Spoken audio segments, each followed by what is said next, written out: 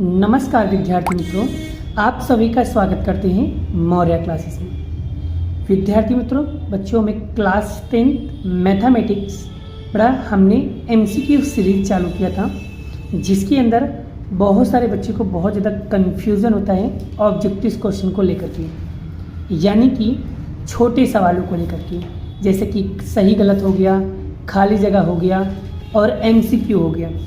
इसमें बच्चों को बहुत ज़्यादा कन्फ्यूज़न होता है, क्योंकि बच्चे बड़े सवालों को कर तो लेते हैं, लेकिन छोटे सवालों में वो मार खा जाते हैं कि सर छोटे सवाल हमें समझ में नहीं आता है। बिकॉज हर एक टीचर क्या करते हैं, आपको बड़े बड़े सवालों को करा देते हैं और छोटे सवालों को नहीं कराते हैं, तो जिसके कारण बच्चों के पूरे कॉन्सेप्ट नहीं क्लियर हो पाते हैं। बट टेंशन लेने की ज़रूरत नहीं है बड़ा, मैं आपके लिए यहाँ पर सारे चैप्टर्स के बड़ा एमसीक्यू, सही गलत और खाली जगह के लिए वीडियो बना रहा हूँ और आपके लिए बहुत ज़्यादा हेल्पफुल होने वाला है। और बच्चों, अगर मैं बात करूँ तो चैप्टर नंबर 13 निशांख्यिकी आंकड़ा 7 स्टैटिस्टिक्स, न्यू बुक के हिसाब से देखा जाए तो 13वां चैप्टर होगा इसका। अगर ओल्ड बुक के हिसाब से देखा जाए तो ये 14वां चैप्टर होगा। और ये चैप्टर सभी बच्चों को करना चाहिए, बिकॉज ये चैप्टर करने से हर एक बच्चा पास हो जाते हैं। तो ये चैप्टर सभी बच्चों को मेहनत करना है, ठीक है। तो चलिए आगे बढ़ते हैं और एक एक टॉपिक को समझते हैं। हमारा पहला टॉपिक है सही और गलत। यहाँ पर क्या है बड़ा, मध्यक सबसे अधिक बार उपयोग में लेने वाला मध्यवर्ती स्थिति मान है। अब आपको बता दो बेटा, ये मध्यवर्ती स्थिति मान क्या होता है। मध्यवर्ती स्थिति के माप कितने हैं बच्चों? तो मध्यवर्ती स्थिति के माप बच्चों 3 हैं। पहला है मध्यक यानी मीन, दूसरा है मध्यस्थ यानी मीडियन और तीसरा है बहुलक यानी मोड। अब वो क्वेश्चन कैसे पूछा है बेटा, पहले वो समझ लो कि 3 बोला है ना, तो 3 मैंने आपका नाम बता दिया। तो क्या मध्यक मध्यवर्ती स्थिति का मान है? हाँ, बिल्कुल सही बात है। अभी मैंने आपको 3 नाम बताया बेटा, वो तीनों 3 क्या थे? मध्यवर्ती स्थिति के माप। तो यानी कि यह विधान क्या है बच्चों? सही है। यहाँ विधान क्या है? सही है। क्लियर हुआ? पहला पॉइंट समझ में आ गया। पूरा डिटेल में समझाऊंगा, एक एक कॉन्सेप्ट क्लियर करूंगा बच्चों। आगे दूसरा क्वेश्चन क्या बोला है कि कोई भी जानकारी के लिए बहुलक हमेशा एक ही हल होता है। बहुलक के हमेशा एक ही हल होता है? नहीं बच्चों, कोई भी जानकारी के लिए बहुलक हमेशा एक ही हल हो ऐसा जरूरी नहीं है। हर एक स्थिति में अलग अलग तरीके से हम लोग बहुलक को निकालते हैं। इसलिए यहाँ विधान क्या है? खोटू, मतलब यहाँ विधान क्या है? गलत। ठीक है, चलिए तीसरा क्वेश्चन यहाँ पर समझने की कोशिश करो। तीसरा क्या लिखा है? मध्यक सूत्र बराबर x बार बराबर a plus sigma F I you I upon में सिग्मा एफ आई गुणे में h में सभी i के लिए यू आई बराबर एक्स आई माइनस ए होता है। बच्चों मुझे ये बताओ, क्या यू आई का सूत्र एक्स आई माइनस ए होता है यू आई वाले सूत्र में? नहीं ना। आपको समझ में नहीं आ रहा है ना, मैं आपको समझाता हूँ। आपको भी सीधा सूत्र दिखाता हूँ, इससे आपको पता चल जाएगा और आइडिया आ जाएगा। आप यहाँ पर देखिए बच्चों, ये रहा एक्स बार का यू आई वाला सूत्र, और यू आई वाला सूत्र में यू आई कैसे निकाला जाता है तो आप देख सकती हो। यू आई निकालने का सूत्र क्या लिखा है? यू आई बराबर एक्स आई माइनस ए बटे में क्या है? एच। क्या ये एच यहाँ पर बटे में लिखा हुआ है? नहीं लिखा। मतलब यह विधान क्या है बच्चों? बिल्कुल गलत है। तो ये क्या है? विधान गलत है। अगर मान लो ये ऐसा दिया होता, यू आई बराबर एक्स आई माइनस ए बटे में एच दिया होता, तो यह विधान क्या होता? सही हो जाता। समझ में आ रहा है बच्चों? इसलिए मैं एक एक कॉन्सेप्ट, एक एक डाउट को क्लियर कर रहा हूँ आपको बड़ा। आगे बात करते हैं बड़ा, मध्यक का x बार बराबर a plus sigma F I D I upon में सिग्मा एफ आई आई के लिए डी आई बराबर एक्स आई माइनस ए। क्या डी आई का सूत्र बच्चों यही होता है? नहीं पता है तो बड़ा मैं आपको यहाँ पर बता रहा हूँ। क्या डी आई का सूत्र यही होता है? आप देख सकते हो, ये रहा डी आई का सूत्र। और डी आई का सूत्र निकालने के लिए बड़ा यहाँ पर क्या लिखा हुआ है? डी आई बराबर एक्स आई माइनस ए। तो ये चीज अगर ऐसा लिखा होगा तो मतलब सही होगा। तो यहाँ पर ऐसा ही लिखा है, मतलब यह विधान क्या है बच्चों, बिल्कुल सही है। क्या है, सही है। यहाँ विधान क्या है बच्चों, बिल्कुल सही है। क्लियर, समझ में आ रहा है बच्चों? इस तरीके से आपको एग्जाम में एमसीक्यूज पूछे जाएंगे, सही गलत पूछा जाएगा। बस आपको आना चाहिए बस बच्चों, ठीक है, आना चाहिए बस। मेरा कहने का मतलब क्या है कि आपको आना चाहिए बस। आप कैसे भी तैयारी करो, मुझे उससे मतलब नहीं है। आप जो भी पढ़ते हो बस वो चीजें आपको आना चाहिए। आगे नेक्स्ट क्वेश्चन बड़ा पढ़ते हैं। सभी सूचना के लिए एक ही प्रकार का बहुलक होता है? नहीं बच्चों, सभी सूचना के लिए दो या दो से अधिक बहुलक हो सकते हैं। नहीं पता तो मैं आपको यहाँ पर बता दे रहा हूँ बच्चों। यहाँ पर लिखा है डायरेक्ट माहिती मते फक्त एक बहुलक हो, नहीं, विधान खोटू है, गलत है, क्योंकि सब सूचना के लिए दो या दो से अधिक बहुलक हो सकते हैं। तो यानी कि यह विधान क्या है बच्चों, बिल्कुल गलत है। एक से ज्यादा बहुलक हो सकते हैं, इसलिए एक एक का रीजन समझना बहुत जरूरी है बेटा। रीजन अगर आपको समझ में आता है तो सबसे ज्यादा अच्छी बात है बेटा, ठीक है। आगे से अधिक प्रकार की ओजोई हमेशा नीचे से ऊपर की ओर जाता है। हाँ बच्चों, ये बात बिल्कुल सत्य है। ओजोई जो होता है बड़ा, वो हमेशा नीचे से ऊपर की ओर जाता है सेकम में, क्योंकि ऐसे कैलकुलेशन करते जाएंगे और ये हमेशा नीचे से ऊपर की ओर जाता है बड़ा, ऐसे करके। ऐसे किताब में ऐसी आकृति बनी होगी बड़ा, ठीक है, वो नीचे से हमेशा ऊपर की ओर जाता है बड़ा। किताब में देखोगे 14.3 के बाद का बड़ा देखोगे ना, उसकी बड़ा ऐसी आकृति बनी होगी, वो नीचे से हमेशा ऊपर की ओर जाता है। क्या, जिसे हम कहते हैं ओजीयू, ओजीयू कहते हैं बड़ा। तो यहाँ बात क्या है बच्चों, बिल्कुल सही है। और ये वाला एग्जाम में कई बार पूछा भी जाता है, ठीक है। चलिए आगे बढ़ते बच्चों, एमसीक्यूज प्रैक्टिस करते हैं, उसे भी हम सॉल्व करते हैं। एमसीक्यू में बड़ा 8वां क्वेश्चन क्या लिखा है, कोई भी सूचना के लिए z बराबर 25 और x बार बराबर 25, तो m की वैल्यू ज्ञात करना है। बच्चों जब भी कभी z की वैल्यू 25 और x बार की वैल्यू 25 दिया हो और आपको m की वैल्यू निकालना है तो 25 इसका उत्तर आएगा। सर आपने डायरेक्टली कैसे बता दिया बेटा, अगर दोनों की वैल्यू समान है तो तीसरी की वैल्यू भी समान होगी, लेकिन फिर भी अगर आपको पूरा कॉन्सेप्ट सीखना है तो भी मैं आपको सिखा दे रहा हूँ। तो बच्चों इसके लिए एक सूत्र होता है, वो सूत्र मैं आपको सिखा दे रहा हूँ। z बराबर 3m माइनस 2x बार, ये सूत्र के अंदर बड़ा क्या करने का, आपको वैल्यू पुट कर देने का और आपका उत्तर आ जाएगा। जैसे z की वैल्यू कितना दिया है 25 और 3m की वैल्यू कितना दिया है 25 माइनस 2, सॉरी m की वैल्यू नहीं दिया है, m तो निकालना है, और x बार कितना दिया है 25, तो 25 का 25 माइनस बराबर 3m और 25 दूनी 50। बच्चे ये माइनस का बराबर के इस साइड भेजेंगे तो क्या हो जाएगा, प्लस हो जाएगा।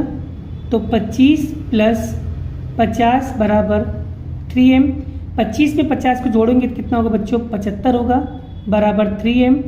तो ये 3 इधर गुणाकार में बराबर के इस साइड जाएगा तो क्या होगा, भागाकार में हो जाएगा। तो 75 भागे 3 बराबर m।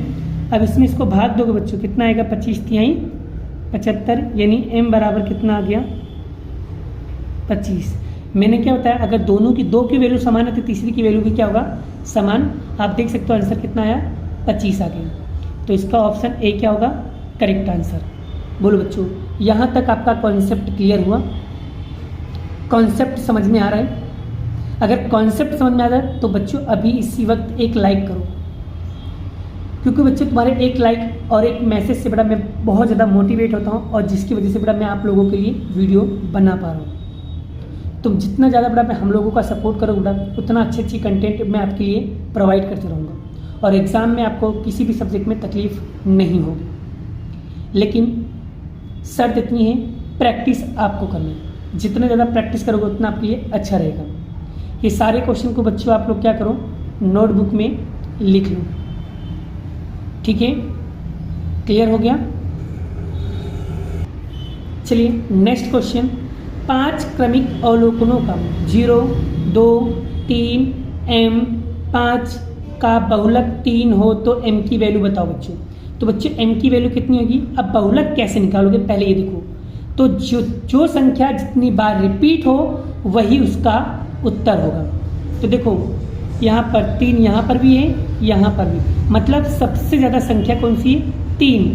3 2 बार रिपीट हुई है, इसलिए m की जगह पे वैल्यू क्या आएगा? आंसर 3, क्योंकि जो जितनी बार रिपीट हो वही उसका उत्तर होगा। बहुलक का मतलब यही होता है। तो यहाँ पर भी 3 है, यहाँ पर भी 3, मतलब बहुलक में 3 जो 2 बार आया, इसलिए वही क्या होगा? उसका उत्तर होगा। तो option C is the correct answer. ठीक है, चलिए आगे बढ़ते बच्चों, नेक्स्ट क्वेश्चन। चलिए बच्चों नेक्स्ट क्वेश्चन, चढ़ते क्रम में गठित करने पर अवलोकन -5, -4, a 5, 7, 10 का मध्यक आपको 2 दिया हो तो a की वैल्यू ज्ञात करना है। बच्चों ये क्वेश्चन को पहले आप समझ लो, कहना क्या चाह रहा है। मध्यक आपको 2 दिया, आपको a की वैल्यू ज्ञात करना, मतलब आपको किसका सूत्र लगाना पड़ेगा? मध्यक का, जो क्वेश्चन में दिया हो वही लगाने का। तो आपको पता होना चाहिए मध्यक का मतलब क्या होता है बेटा? x बार होता है। तो x बार का सूत्र क्या है? xi दिया है, इसको हम xi बोलते हैं, तो इसका सूत्र होगा सिग्मा xi अपॉन में n होगा। अब x बार मध्यक कितना दिया बच्चों?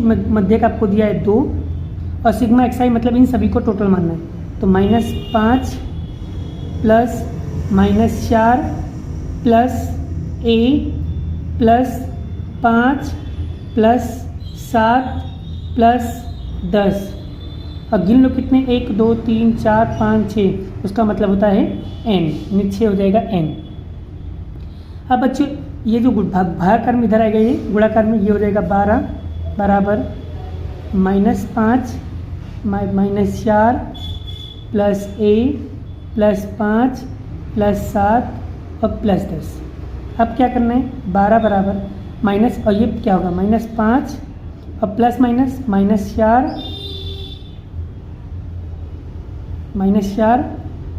Plus 1 plus 5 plus 7 plus 10। अब करना क्या होगा बच्चों? यहाँ पर ध्यान दो, पहले आप प्लस वाले का सबका टोटल मारो। तो प्लस वाले का टोटल मारोगे तो कितना होगा? इसका हो जाएगा 22 प्लस a, और इनका होगा माइनस का 9। ठीक है, अब हम क्या करेंगे? ये प्लस का, ये माइनस का है, तो प्लस माइनस में से माइनस करेंगे, तो यानी कि 22 में से 9 माइनस करो, तो यानी कितना आ गया बच्चों? a प्लस 13 बराबर कितना आ गया? 12। अब बच्चों ये प्लस का है, बराबर के उस साइड जाएगा तो क्या होगा? माइनस का हो जाएगा। तो 12 माइनस 13 बराबर a। अब बच्चों 12 में से 13 जाएगा नहीं, तो 13 में से 12 माइनस करोगे तो a बराबर माइनस का 1 आएगा। a बराबर माइनस का 1। तो देखो ऑप्शन में -1 कहाँ लिखा है? तो ये रहा ऑप्शन नंबर a क्या होगा बच्चों? Correct answer. अगर ये समझ में ना आए तो एक बार वापस से प्रैक्टिस करना, तो आपको समझ में आ जाएगा। वापस से वीडियो को रोकना, फिर से चलाना, फिर देखना, आपका कॉन्सेप्ट क्लियर हो जाएगा। ठीक है, चलिए आगे बढ़ते बच्चों, नेक्स्ट क्वेश्चन। नेक्स्ट क्वेश्चन क्या दिया है? नीचे दिए गए अनुमान से कौन सा अनुमान मध्यवर्ती स्थिति का माप सभी अवलोकनों की कीमत पर आधारित होता है? तो बच्चों याद रखना, मध्यवर्ती स्थिति के माप का अवलोकन किसके ऊपर डिपेंडेंट होता है बेटा? तो वो होता है ए, यानी मध्यक के आधार पर डिपेंडेंट होता है। ठीक है, अगर आपको इसका प्रूफ चाहिए, इसका प्रमाण चाहिए, तो उसका मैं प्रमाण भी आप लोगों को दे रहा हूँ, क्योंकि बहुत सारे बच्चों को विश्वास नहीं होता है।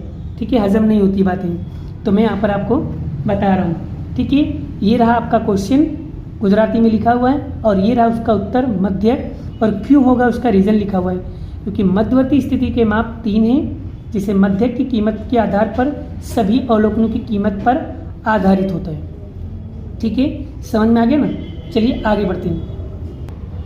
नेक्स्ट क्वेश्चन क्या है कि निम्नलिखित में से कौन सा मध्यवर्ती स्थिति का मान नहीं है? बच्चों क्वेश्चन क्या पूछा है? माप नहीं है। तो मैंने आपको 3 चीज़ बताया था, 3 माध्यक होते हैं, एक तो मध्यक होता है, दूसरा मध्यस्थ होता है, तीसरा बहुलक होता है, लेकिन विस्तार नहीं होता है। तो मतलब इसका राइट आंसर क्या आएगा? विस्तार, क्योंकि विस्तार जो है वो मध्यवर्ती स्थिति का माप नहीं होता है। चलिए आगे बढ़ते हैं। मध्यक यानी x बार बराबर कितना दिया है बच्चों 25 और बहुलक यानी z बराबर कितना दिया है 25। तो मध्यस्थ यानी m की वैल्यू क्या करनी बच्चों। अभी मैंने आपको इसकी टाइप का एक सवाल कराया था कि अगर x बार और z की वैल्यू समान आए 25-25 आए तो m की वैल्यू भी कितना आएगा 25 ही आएगा। तो इसका ऑप्शन क्या आएगा, option number A correct answer. अगर आपको ना पता चले तो ये वाला सूत्र आप लगा दो तो इसका उत्तर आ जाएगा। आप ये वाले सूत्र में वैल्यू पुट कर देना, आपका उत्तर आ जाएगा, आप चेक भी कर सकते हो। चलिए आगे बढ़ते हैं नेक्स्ट वैल्यू, नेक्स्ट क्वेश्चन। चलिए बच्चों नेक्स्ट क्वेश्चन देखो, ये वाला क्वेश्चन थोड़ा सा डिफिकल्ट है लेकिन समझने की कोशिश करोगे तो 100% आ जाएगा। चढ़ते क्रम में गठित अवलोकनों को 6, 7, x-2, x 17 और 20 का मध्यस्थ आपका 16 हो तो x बार आपको ज्ञात करना बच्चों। तो बच्चों अब यहाँ पर आपको कैसे निकालोगे, किस तरीके से निकालोगे, पहले ये देख लो। आपको सिर्फ यहाँ पर x बार x की वैल्यू निकालना है, यानी आपको यहाँ पर दिया क्या है, मध्यस्थ दिया है यानी m आपको निकालना रहेगा। तो बच्चों पहले गिन लो कितने अवलोकन है, 1 2 3 4 5 6, टोटल 6 यानी n की वैल्यू कितना है बच्चों 6, यानी n क्या है बड़ा एक सम संख्या यानी कि सम संख्या है, इवन नंबर है। और बच्चों जब भी कभी n बराबर 6 हो सम संख्या हो तो आपको बड़ा m का सूत्र क्या लगाने का, आपने क्लास 9th में सीखा होगा ये वाला सूत्र, देख लो n/2 वह अवलोकन का मूल्य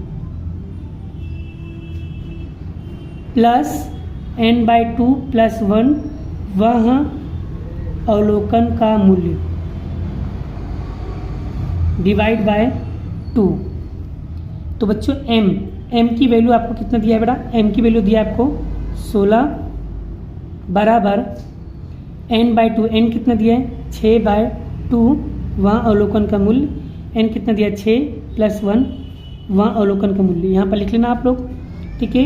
16 बराबर इसमें इसको डिवाइड करेंगे 2 में 3 बार में जाएगा तो यहाँ पर आएगा तीसरा अवलोकन प्लस इसको डिवाइड करेंगे 3 + 1 कितना होगा चौथा अवलोकन, ठीक है। अब बच्चों यहाँ पर लिखेंगे 16 बराबर तीसरा अवलोकन, तो गिनो पहला दूसरा तीसरा अवलोकन कितना दिया है x-2 और चौथा अवलोकन क्या दिया है x + 1 और डिवाइड बाय क्या था बड़ा, डिवाइड बाय क्या है, डिवाइड बाय 2, ठीक है। चलिए अब आगे देखिए बड़ा, फिर 16 बराबर x-2 फिर x, तो यानी कि x-2 + x बटे में 2 है। अब बच्चों ये प्लस का है ये माइनस का है तो x और 1 कितना हो जाएगा, सॉरी ये भी x का है ये भी x प्लस का है, तो यानी 16x बराबर x और x क्या हो जाएगा 2x - 2 हो जाएगा, ठीक है। और बटे में 2 करेंगे। अब ये 2 भागाकार में इधर आएगा गुणाकार में, तो 16 में 2 का गुणा करो और 2x - 2, तो बच्चों 16 दूनी कितना हो जाएगा 32, जगह नहीं है बड़ा तो मैं यहाँ पर लिख दे रहा हूँ, कितना होगा 32 बराबर 2x - 2। अब ये माइनस का 2 है बच्चों, उधर जाएगा तो क्या हो जाएगा प्लस का हो जाएगा, तो 32 + 2 बराबर 2x, तो ये हो जाएगा 34 बराबर 2x, ये गुणाकार में इधर आएगा भागाकार, तो 34/2 बराबर x, यानी 34 में बड़ा हम 2 का भाग देंगे तो 17 दूनी 34, यानी x बराबर कितना आ गया, x बराबर 17, यानी x की वैल्यू कितना आई 17। तो ऑप्शन में कौन सा बड़ा, option number C is the correct answer होगा, ठीक है। सी ऑप्शन नंबर सी जो होगा बड़ा 17 वो आपका करेक्ट आंसर होगा। आइए बच्चों आपको ये टॉपिक समझ में आ गया, अगर नहीं समझ में आया बड़ा एक बार फिर से वीडियो को पॉज करना, फिर इसी के आधार पर क्वेश्चन के अंदर वैल्यू को पुट करना, फिर सॉल्व करना, फिर आपको आ जाएगा। चलिए आगे बढ़ते बच्चों, नेक्स्ट क्वेश्चन क्या है, ओजीओ बनाने के लिए वाई एक्स पर खाली जगह लिया जाता है, तो किस ओजीओ बनाने के लिए किसका इस्तेमाल करते हैं बड़ा, ओजीओ बनाने के लिए संचयी आवृत्ति का इस्तेमाल करते हैं, किसका, संचयी आवृत्ति का। आगे बढ़ते बच्चों, नेक्स्ट क्वेश्चन,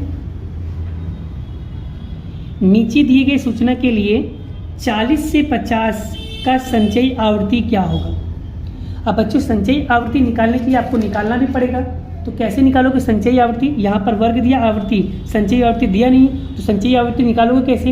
अब निकालने के लिए क्या करना होगा?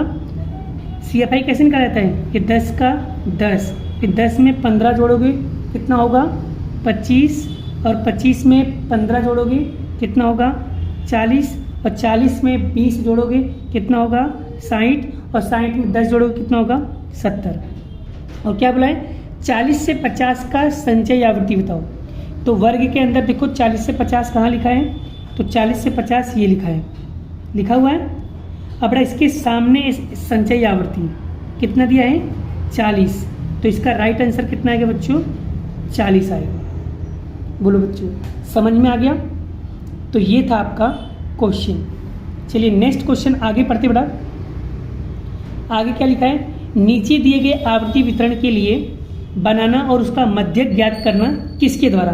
तो आवृत्ति वितरण आपको दिया गया है और आपको बड़ा अगर मध्यक से ज्ञात करना है तो किसके मदद से करोगे? स्तंभ लेख की मदद से, आकृति वक्र की मदद से, आकृति बहुकोण की मदद से, या ओजीव की मदद से? तो ऑप्शन डी ओजीव की मदद से बड़ा हम लोग मध्यक से ज्ञात कर सकते हैं, क्योंकि उसके अंदर हमें संचयी आवृत्ति निकालना पड़ता है इसलिए। ठीक है, चलिए बेटा आगे पढ़ते हैं। चलिए बच्चों नेक्स्ट क्वेश्चन क्या है? खाली जगह। आप खाली जगह में भी बच्चों आपको ऑप्शन दिया रहेगा एग्जाम में, तो टेंशन लेने की ज़रूरत नहीं है, बस आपको थोड़ा सा दिमाग लगा के अपने क्वेश्चन को सॉल्व करना होगा। ठीक है, चलिए कोई भी सूचना के लिए सिग्मा FI XI 75 है और सिग्मा FI बराबर 12 हो तो x बार आपको ज्ञात करना है। तो आपको x बार का सूत्र यहाँ पर पता होना चाहिए। x बार बराबर सिग्मा FI XI बटे में सिग्मा FI। आपको दोनों की वैल्यू दिया है। सिग्मा FI कितना दिया है? 75, और सिग्मा इसका कितना दिया है? 12। अब बच्चों उसमें क्या करो, आपको भाग देना है। तो 75 में बच्चों 12 का भाग दोगे, 75 भागे 12 करोगे कितना आएगा? 6.25। तो देखो बच्चों ऐसा ऑप्शन में आपको दिया है, हाँ ये रहा 6.25। इसका क्या होगा बच्चों? राइट आंसर होगा। ठीक है, आगे बढ़ते हैं। नेक्स्ट क्वेश्चन बच्चों, एक सूचना के लिए मध्यक आपको 24 और बहुलक आपको 12 दिया है, तो मध्यस्थ निकालना है। यानी वही हाल बड़ा कि x बार आपको दिया है 24 और बहुलक यानी z बराबर आपको दिया है 12, आपको m निकालना है। तो बच्चों आपको जो सूत्र बताया था वो सूत्र के आधार पर लगा दो। z बराबर 3m माइनस 2x बार। z की वैल्यू कितना दिया है? 12, 3m आपको निकालना है, 2x बार आपको दिया है 24। तो 3m और 24 दूनी 48 हो जाएगा बच्चों। ये माइनस का है, बराबर कुछ सट जाएगा तो प्लस का हो जाएगा। 12 प्लस 48 बराबर 3m। अब बच्चों 12 में हमें क्या करना है? 12 में हमें 48 को जोड़ देना है, कितना होगा? 60 बराबर 3m। अब ये 3 गुणाकार में इधर आएगा भागाकार में, तो 60 भागे 3 बराबर m। तो m बराबर भाग दो बच्चों 60 में 3 का, 60 में 3 का भाग देंगे कितना आएगा? 20। तो बच्चों इसमें ऑप्शन दिया है, देखो हाँ दिया है, 20 क्या होगा? इसका राइट आंसर होगा। ठीक है, चलिए बच्चों आगे बढ़ते हैं। नेक्स्ट क्वेश्चन, कोई भी सूचना के लिए m बराबर 25, z बराबर 25, तो x बार की वैल्यू ज्ञात करनी है। अभी बेटा मैंने आपको देखो यही सूत्र लगाना है आपको बेटा, z बराबर 3m माइनस 2x बार। तो इसमें बच्चों ने बताया था 25 25 तीनों संख्या समान समान दिया हो तो उत्तर भी क्या आएगा? समान आएगा, यानी ऑप्शन बी 25 इसका राइट आंसर होगा। नेक्स्ट क्वेश्चन क्या लिखा है बच्चों? नीचे दिए गए आवृत्ति वितरण की बहुलकीय वर्ग ज्ञात करना है। बहुलकीय वर्ग कैसे ज्ञात किया था बच्चों? आपको वर्ग और FI दिया गया होगा। तो ये जो आवृत्ति दी गई है, इस आवृत्ति में देखो सबसे बड़ी वैल्यू कौन सी है? सबसे बड़ी कीमत कौन सी है? 25 है। तो 25 के सामने वाला जो वर्ग होगा बच्चों, इसी को बोलेंगे बहुलकीय वर्ग। कितना है बच्चों? 60 से 80। तो 60 से 80 क्या होगा? इसका राइट आंसर होगा। आगे बढ़ते बच्चों, नेक्स्ट क्वेश्चन हम पढ़ते हैं और नेक्स्ट क्वेश्चन को हम आपको सॉल्व कराने की कोशिश करते हैं बच्चों। एकदम डिटेल में पढ़ेंगे, सब कुछ समझ में आ जाएगा। जो प्रथम n प्राकृतिक संख्या का माध्यक 5n-9 है तो n ज्ञात करना है। तो बच्चों सबसे पहले n प्राकृतिक संख्या, n प्राकृतिक संख्या का बच्चों आपको फॉर्मूला पता होना चाहिए। इसका फॉर्मूला क्या है बच्चों? इसका फॉर्मूला है n+1 डिवाइड बाय 2 है, यानी कि x बार बराबर n+1 डिवाइड बाय 2, यानी x बार का जो प्राकृतिक संख्या का मध्यक का सूत्र होगा n/2 + 1। तो x बार आपको कितना दिया बच्चों मध्यक? 5n/9 बराबर n+1/2। ठीक है। अब बच्चों ये 2 क्रॉस मल्टीप्लाई कर दो, इसका गुणा इसके साथ, इसका गुणा इसके साथ। इन 2 का गुणा 5 में करेंगे कितना हो जाएगा? 10n, और 9 का गुणा n में करेंगे तो 9n, और 9 का गुणा 1 में करेंगे तो 9। अब बच्चों ये n इधर चले जाएगा, n के पास जाएगा, तो 10 में से 9n माइनस करेंगे बराबर 9, तो 10 में से 1 माइनस करेंगे तो यहाँ पर आएगा n, यानी n बराबर कितना आ गया बच्चों? n बराबर 9। तो 9 क्या होगा बच्चों? इसका राइट आंसर होगा। क्लियर हो गया? आगे बढ़ते बच्चों, नेक्स्ट क्वेश्चन। सभी पग विचलनों का योग हमेशा कितना होता है? याद रखना बच्चों, हमेशा सभी पग विचलन, जितने भी पग विचलन का योग होता है बच्चों, उसका उत्तर हमेशा 0 ही आता है। ये बात अपने माइंड में फिट करना, इसे याद रखना। ठीक है, चलिए। खाली जगह ये मध्यवर्ती स्थिति के माप नहीं है बच्चों। फिर से क्वेश्चन आया, मध्यवर्ती स्थिति के माप नहीं है। कौन सा नहीं? मध्यक है, बहुलक है, परंतु विस्तार नहीं है। तो विस्तार क्या होगा? इसका राइट आंसर होगा। चलिए आगे बढ़ते बच्चों। इस सूचना का मध्यक 24 और बहुलक 12 है, तो मध्यक निकालिए। बच्चों ये वाला क्वेश्चन मैंने अभी आपको सोल्व करके दिखाया था, ये रहा। ठीक है, तो इसका उत्तर कितना था? 20। ये रहा, तो ये वाला उत्तर कितना आएगा? 20 आएगा। चलिए आगे बढ़ते बच्चों। 25 और 25 दिया है, अभी मैं बताया, फिर से रिपीट हुआ, तो इसका उत्तर कितना आएगा? 25। आगे बच्चों, जब इस टाइप का सवाल लिखा हो तो इसका उत्तर क्या आएगा बच्चों? इसी को बोलते हैं विचलन। बच्चों xi माइनस x बार, इन दोनों के बीच में जो ऐसा लिखा होता है ना बड़ा, इन्हीं को हम क्या बोलते हैं? विचलन। और मैंने अभी बताया था बच्चों, कोई भी विचलन होगा, उस विचलन की जो वैल्यू होती है वो हमेशा क्या होता है बच्चों? 0 होता है। इस बात का ध्यान रखना। यहाँ पर जो वैल्यू लिखा है उससे हमसे मतलब नहीं, बस इन दोनों के बीच में क्या हो रहा है वो इम्पोर्टेंट है। तो इन दोनों के बीच में क्या हो रहा है? विचलन दिखाई दे रहा है, तो इस विचलन को हम क्या कहेंगे? 0। नेक्स्ट 27वां, एक आवृत्ति वितरण विस्तार माध्यक का विचलन का योग कितना होता है? बताया था बच्चों, हमेशा याद रखना, विचलन का योग हमेशा 0 होता है, 0 होता है।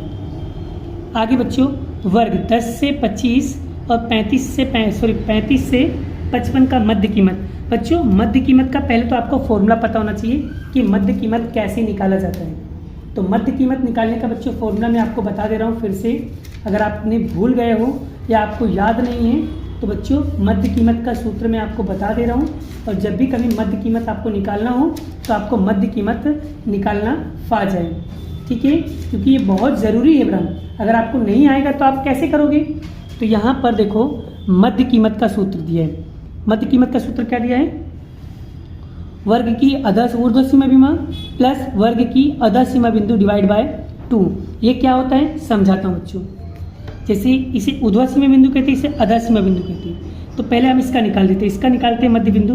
तो मध्य कीमत ठीक है, सूत्र तो आपको दिखा दिया था मैंने। क्या करना है? 10 + 25 भागे 2 करना है। तो बच्चों 10 में 25 जोड़ो, 10 + 25 कितना होगा? 35 होगा। और 35 में 2 का डिवाइड करो, 35 में 2 का भाग दोगे तो कितना आएगा? 17.5। यानी पहले वाले का कितना आएगा? 17.5। और उसी तरीके से दूसरा भी निकालना है। मध्य कीमत कितना आएगा? 35 + 55/2।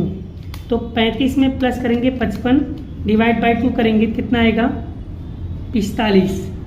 तो इसका राइट आंसर कितना आएगा? 45 और 17.5। आपका कॉन्सेप्ट क्लियर हो गया होगा। आगे बढ़ते बच्चों, एंड लास्ट क्वेश्चन पे आने वाले अपने। नीचे दिए गए आवृत्ति वितरण बहुलकीय वर्ग आपको देखो 30 से 40 दिया है। तो बताओ कि 30 से 40 आपका बहुलकीय वर्ग सही है या गलत? तो बच्चों पहले बहुलकीय वर्ग निकालते कैसे? वर्ग के अंदर देखेंगे सबसे बड़ी कौन सी? 38। और 38 के सामने क्या दिया है? वर्ग 30 से 40। और यहाँ पर भी क्या बोला है? 30 से 40। मतलब यहाँ विधान क्या है बच्चों? बिल्कुल सही कह रहे हैं, क्योंकि सबसे बड़ी वर्ग के सामने जो वर्ग होता है उसी को बहुलकीय वर्ग कहते हैं, और यहाँ पर भी वही लिखा हुआ है। इसका मतलब ये हुआ कि ये सवाल क्या है बच्चों, बिल्कुल सही है। तो यहाँ पर क्या होगा, बिल्कुल सही। ठीक है, ये सब स्टैंडर्ड के क्वेश्चन है बच्चों, स्टैंडर्ड एंड बेसिक दोनों के लिए बच्चों यहाँ पर क्वेश्चन बनाया बहुत ही बेहतरीन तरीके से। बड़ा मैं क्वेश्चन को लिख करके आप लोगों को एक्सप्लेन कर रहा हूँ, जिससे आपके पूरे कॉन्सेप्ट क्लियर हो जाए, कोई भी डाउट आपको नहीं होना चाहिए। चलिए बच्चों, ये वाला क्वेश्चन को देखिए। FI/UI और FI की वैल्यू आपको 40 दिया है, FI/UI के 40 थे। तो बच्चों मध्यक निकालने का सूत्र क्या है बच्चों, अब यहाँ पर कौन सा क्वेश्चन पूछा है पहले देखो, FI/UI वाला बोला है। तो FI/UI का सूत्र क्या होता है, A plus sigma FI/UI upon में सिग्मा FI गुणे में H। अब आपके पास A नहीं है, H नहीं, कहाँ से निकालोगे। तो बच्चों आपको एक थोड़ा सा हिंट दिया होगा, A XI minus E, UI का सूत्र क्या होता है, XI माइनस A बटे में H होता है। तो A क्या हो जाएगा हमारा, A हो जाएगा 20, और सिग्मा FI/UI कितना दिया है 30, और सिग्मा FI आपको दिया है 40, और H कितना दिया बच्चों, H मतलब होता है ये यानी 10। बस आपका सूत्र लगा दो बच्चों, 1 0 से 1 0 कट गया। ठीक है, तो यहाँ पर क्या आएगा, 20 प्लस 3 में 10 जोड़ेंगे तो 30 भागे 4, 20 प्लस, अब बच्चों 30 में 4 का भाग दो, 30 में 4 का भाग देंगे तो 7.5 आएगा, और बीच में 7.5 जोड़ेंगे, 20 प्लस 7.5, 20 में 7 जोड़ेंगे तो 27.5 इसका उत्तर होगा। यानी एक्स बार वैल्यू कितना है बच्चों, 27.5 आएगा। आगे बढ़ते हैं बच्चों, नेक्स्ट क्वेश्चन, एक्स बार बराबर A plus sigma FI/DI upon में सिग्मा FI मध्यक के लिए प्रत्यक्ष विधि है। बच्चों क्या ये वाला सूत्र को हम प्रत्यक्ष विधि बोलते हैं, नहीं, इसे हम धारिला मध्यक कहते हैं बेटा, अज्यूम्ड मीन मेथड कहते हैं, माना कि कहते हैं बेटा। ठीक है, प्रत्यक्ष विधि इसको नहीं कहते, प्रत्यक्ष विधि का सूत्र ये नहीं, प्रत्यक्ष विधि का सूत्र क्या है बच्चों, सिग्मा FI/XI अपॉन में n होता है, ये वाला होता है प्रत्यक्ष विधि, पर इन्होंने ये वाला लिखा है, तो यहाँ विधान क्या हो जाएगा बच्चों, गलत। ठीक है, चलिए आगे बच्चों, मध्य की स्थिति के तीनों माप मध्यक मध्यस्थ बहुलक का प्रयोग मूल्य संबंध बताइए। तो प्रयोग मूल्य संबंध क्या होता है बच्चों, z बराबर 3m माइनस 2x बार होता है। ये होता है इसके 3 संबंध, मतलब मध्यक भी आ गया, बहुलक भी आ गया और माध्य भी आ गया, इसे बोलते हैं प्रयोग मूल्य संबंध। ठीक है, आगे बढ़ते हैं बच्चों, नेक्स्ट चलिए बेटा, लास्ट, मध्यस्थ बराबर L n/2 माइनस CF बटे में F H गुणे H।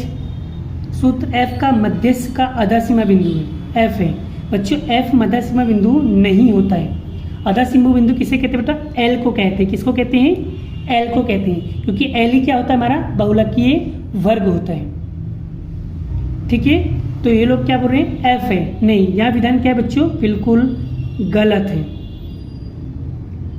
ठीक है, तो इस तरीके से देखो बच्चों, मैंने यहाँ पर आपको बहुत सारे MCQs प्रैक्टिस करवा दिया। अब बच्चों अगर आपके कोई डाउट रह जाता है या कोई कन्फ्यूज़न होता है या कोई क्वेश्चन अगर आपको नहीं समझ में आता है तो कमेंट बॉक्स के अंदर कमेंट करके बताना है कि अब कौन से चैप्टर की MCQ आप लोगों को चाहिए। जो बच्चा मैसेज करेगा मैं उसी के अकॉर्डिंग वीडियो बनाऊँगा। अब मुझे आप लोग कमेंट करके बताओ कौन से चैप्टर की वीडियो बनाऊँ। ठीक है, आप देख सकते हो बच्चों, अगर आपको यहाँ पर देखना है तो आप सारे क्वेश्चन को अच्छे तरीके से यहाँ पर देख लो।